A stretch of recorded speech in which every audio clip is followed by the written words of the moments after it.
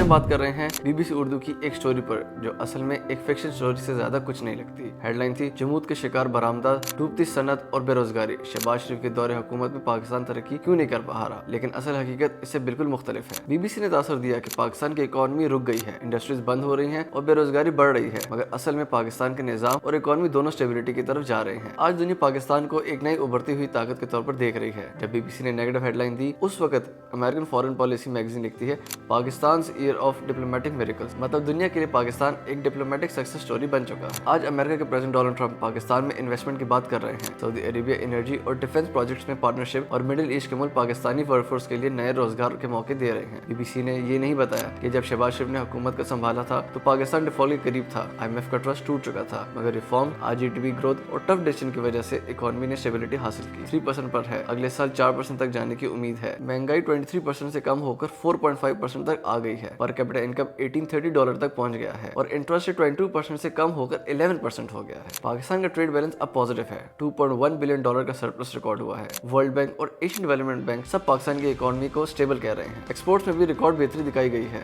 Goods export 7%, services 15%, IT 18% और freelancing 71% तक बढ़ चुकी है। पाकिस्तान स्टॉक एक्सचेंज रिकॉर्ड हाइस पर है और करंट अकाउंट्स अब सरप्लस में है। CPEC 2.0 के जरिए नए $1.5 बिलियन के कॉन्ट्रैक्ट साइन हो चुके हैं। UAE और अमेरिका दोनों नए इन्वेस्टमेंट प्लान्स पर काम कर रहे हैं। तो हकीकत ये है कि पाकिस्तान रिफॉर्म्स और स्टेबिलिटी के सफर पर है। दुनिया पाकिस्तान को नए नजरिए से देख रही है। बीबीसी की स्टोरी असल में एक फिक्शन पर मबनी है, लेकिन ग्राउंड रियलिटी ये है कि पाकिस्तान उभर रहा है और मुस्तकबिल रोशन है। अब फैसला हम सबको करना है, हम हकीकत को देखेंगे या इल्यूजन में जीते रहेंगे।